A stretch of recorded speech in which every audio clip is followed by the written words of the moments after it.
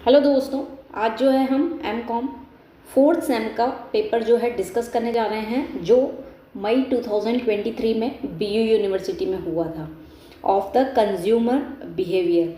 यदि आप किसी दूसरी यूनिवर्सिटी से हैं और आपका पेपर होने वाला है particularly relating to this subject, तो डेफिनेटली आप उसको एक बार देख के जाइए। कहीं ना कहीं अगर किसी एक एग्ज़ाम में उसी सब्जेक्ट के पेपर में जो क्वेश्चंस आए हैं, कहीं ना कहीं वो आपको आने के चांसेस ज़्यादा रहते हैं। Okay, so with this we are beginning. 85 marks के जो हैं क्वेश्चन हैं, अवर्स जो हैं हमें कितने दिया हुआ है, 3 hours. Attempt all the question, सभी प्रश्न का उत्तर दीजिए। ओके, अब हम यदि मार्किंग की बात कर लें तो 5 इंटू 3 15 मार्क्स के ऑब्जेक्टिव्स हैं, पर 3 मार्क्स का एक ऑब्जेक्टिव है ना। टोटल सिर्फ 5 ऑब्जेक्टिव्स हैं आपके पास और टोटल 15 मार्क्स के। दैट मीन्स अगर आप एक ऑब्जेक्टिव करते हैं तो आपको 3 मार्क्स का बेनिफिट है, लेकिन वहीं हमारा एक ऑब्जेक्टिव यदि गलत होता है तो 3 मार्क्स जो हैं हमारे कैंसिल हो जाएंगे। सो ध्यान से हमें उसको सॉल्व करना है। So just begin with the section A, objective type question, वस्तुनिष्ठ प्रश्न जो है, चूज द करेक्ट आंसर दिया हुआ है। ठीक है, तो हम क्वेश्चन पे आ जाते हैं direct. Steps of consumer purchase process are. Consumer purchase की जो है कितने स्टेप्स होते हैं, तो दोस्तों यदि हम इसकी बात करें तो ऑप्शन क्या क्या दिया हुआ है, 5, 4, 2, 7। तो कंज्यूमर परचेज प्रोसेस की यदि हम बात करें तो 5 जो है स्टेप्स होती हैं। सबसे पहले जो है नीड रिकॉग्नाइजेशन होता है। कंज्यूमर के लिए अगर बात करें, वो कुछ खरीदने जाता है तो नीड, ज़रूरत पड़ती है तब। फिर उससे रिलेटेड वो इन्फॉर्मेशन ढूंढता है, तो इन्फॉर्मेशन सर्चिंग करता है, फिर उसका इवैल्यूएशन करता है जो भी इन्फॉर्मेशन उसको मिली है ना। उसके बाद जो है वो बाइंग डिसीजन, या जिसको हम बोलेंगे परचेज डिसीजन, वो करता है। और लास्ट में जो है परचेज करने के बाद जो एनालिसिस होता है, दैट इज़ पोस्ट परचेज। तो ये 5 स्टेप्स होती हैं ऑफ कंज्यूमर प्रोसेस। ठीक है, सेम यही चीज़ जो है हमें हिंदी में भी दिया गया है, उपभोक्ता क्रय प्रक्रिया के चरण होते हैं। तो ऑप्शन ए जो है वो सही आंसर है। ठीक है, अब बढ़ते हैं हम हमारे नेक्स्ट क्वेश्चन की तरफ। Question number 2, consumer buyer purchase products. Consumer buyer जो है वो प्रोडक्ट्स परचेज करता है किसके लिए, है ना। For on, for family, for others, की फॉर ऑन एंड फैमिली। तो कंज्यूमर जो है खुद के लिए भी गुड्स खरीदता है और फैमिली के लिए भी। So option D is the correct answer. Okay, same यही हिंदी में भी दिया हुआ है। उपभोक्ता क्रेता उत्पाद खरीदते हैं तो स्वयं एवं परिवार के लिए। ठीक है, क्वेश्चन नंबर 3 पे आते हैं हम। मोटिवेशन इज, मोटिवेशन क्या है।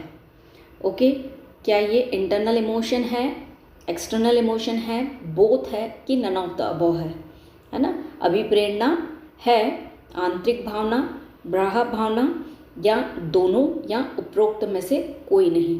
तो मोटिवेशन जो है एक इंटरनल इमोशन है, तो हमारे पास ऑप्शन ए जो है वो सही है। आंतरिक भावना है मोटिवेशन, है ना, जो ज़ील आती है, it is from the internal.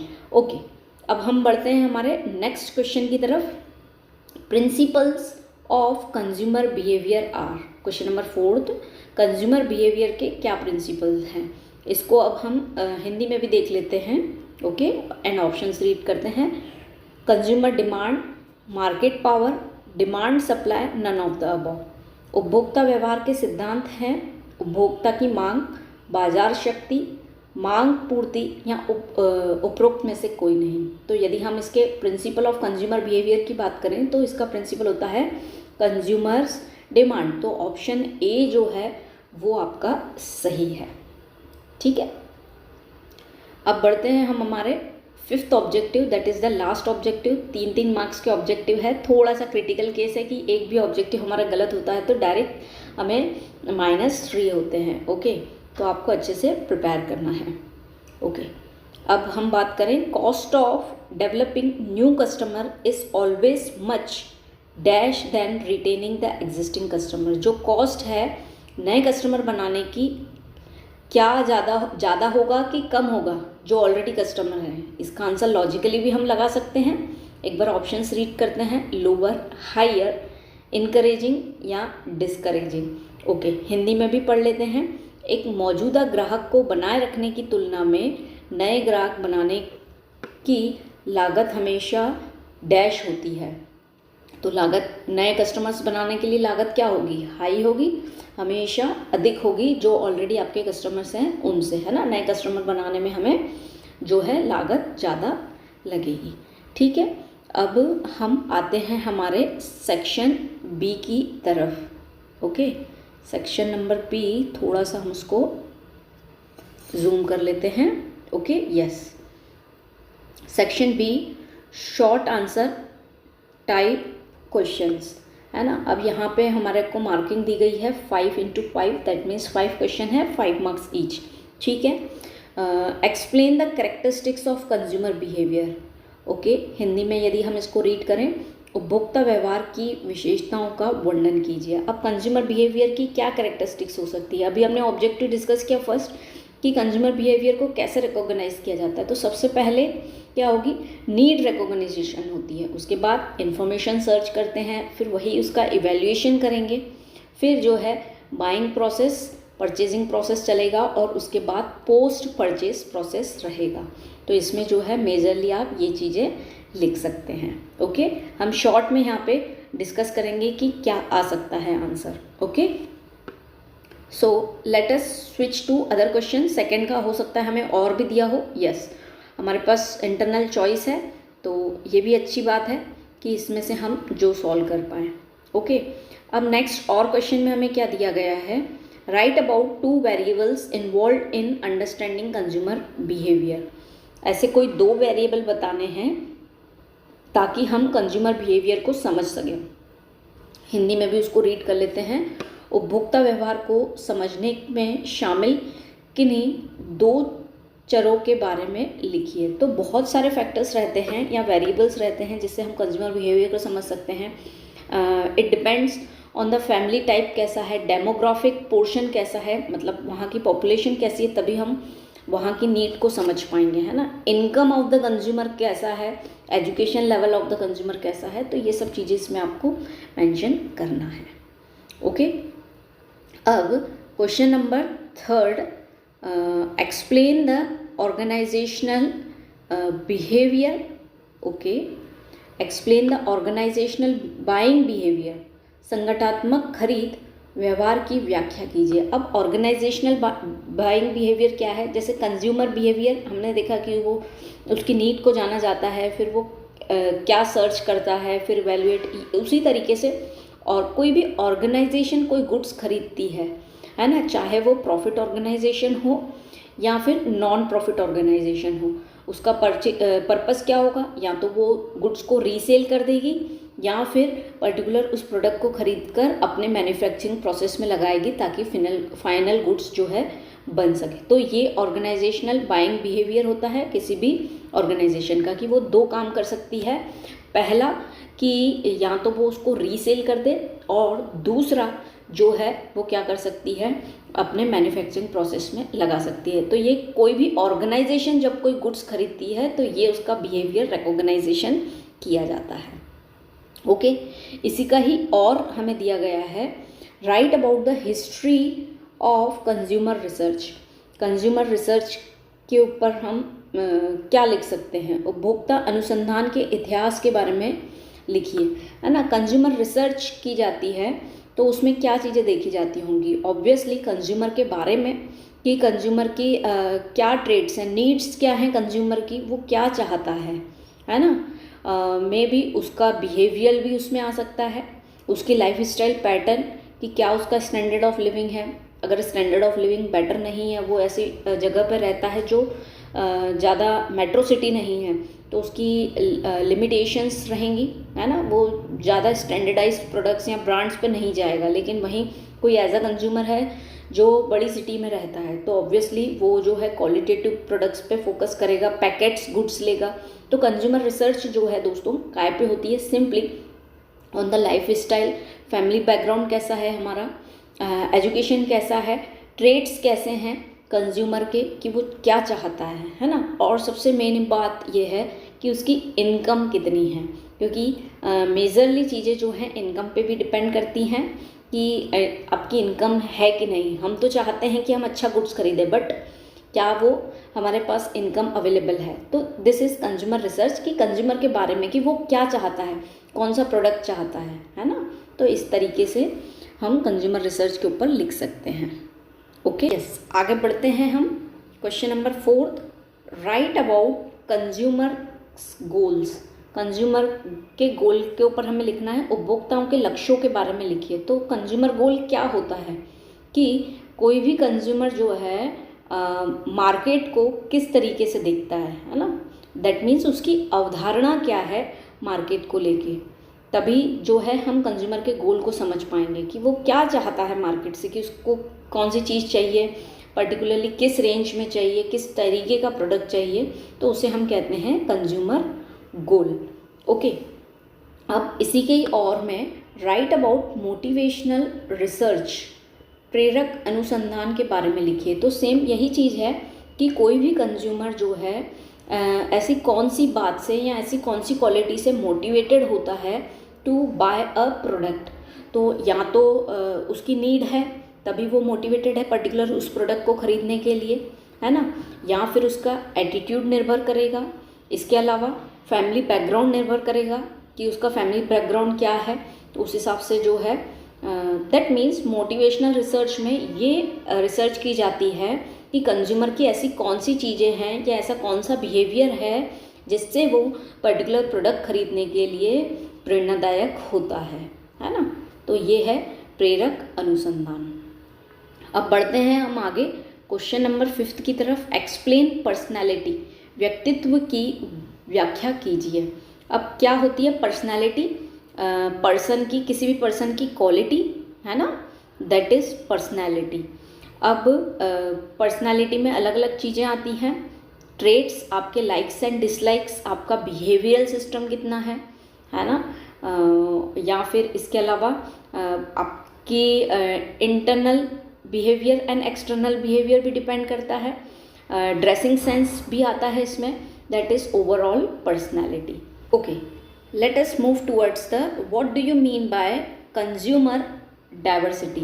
उपभोक्ता विविधता से आपका क्या तात्पर्य है? तो जो अलग अलग लोग हैं, that means range of individuals या रेंज ऑफ कंज्यूमर्स डिफरेंट क्यों होते हैं? तो definitely depends upon the as.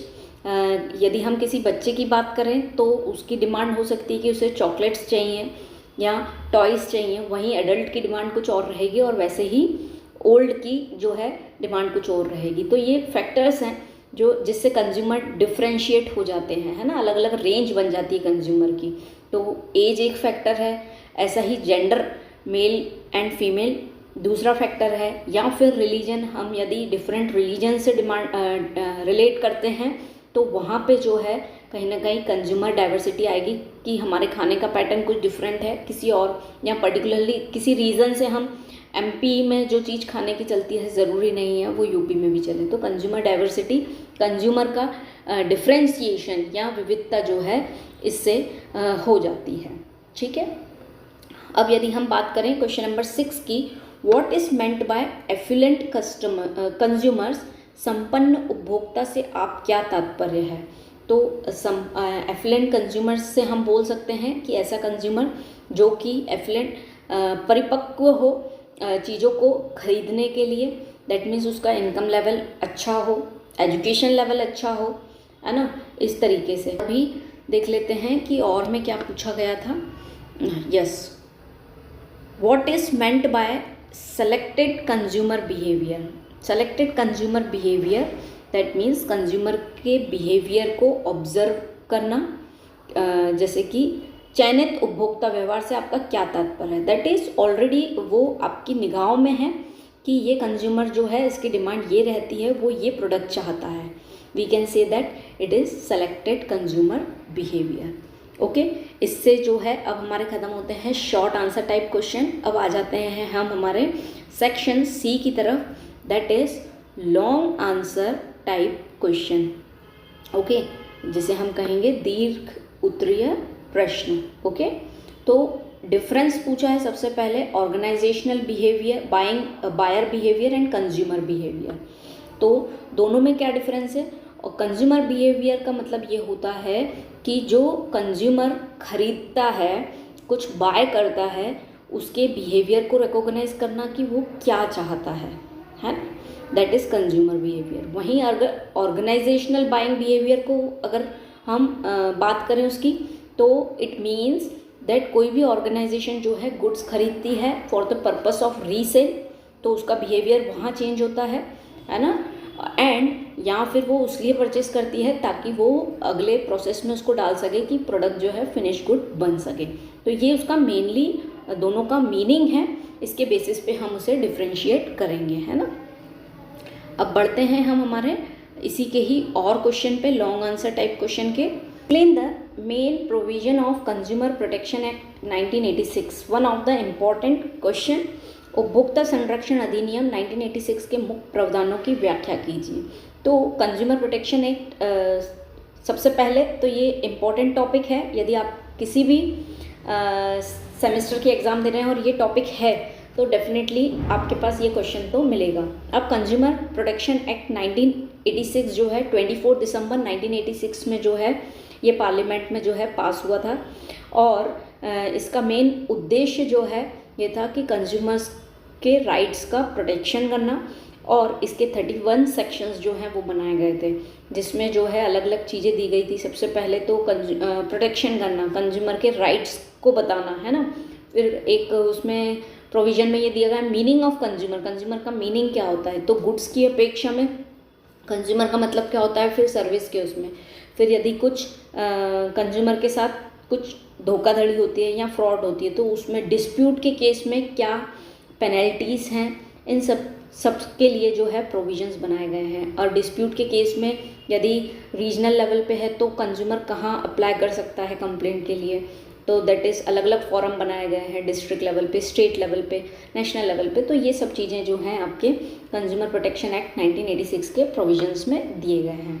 Okay, अब नेक्स्ट क्वेश्चन नंबर 8 की यदि हम बात करें, explain the models of organisational buying behaviour.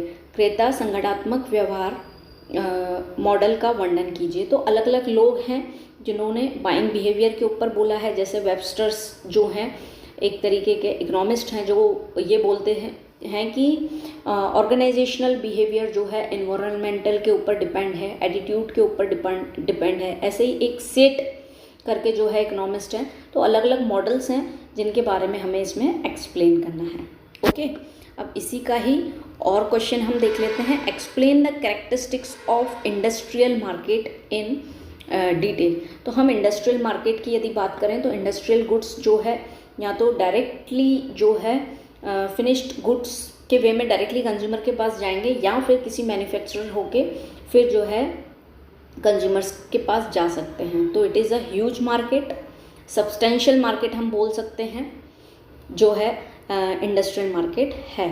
ठीक है, औद्योगिक बाजार की विशेषताओं का विस्तार से वर्णन कीजिए। ओके, ये हम लिख सकते हैं। Discuss the role of motivation in consumer behaviour. तो मोटिवेशन का क्या रोल है कंज्यूमर के बिहेवियर पे। उपभोक्ता व्यवहार में अभिप्रेरणा की भूमिका पर चर्चा कीजिए। तो डेफिनेटली मोटिवेशन का कंज्यूमर के बिहेवियर पे जो है बहुत बड़ा रोल है। यदि हम इंटरनली मोटिवेटेड ही नहीं है कि हमें कुछ खरीदना है तो हम जो है कुछ कंजप्शन के लिए प्रोसेस ही नहीं करेंगे, है ना।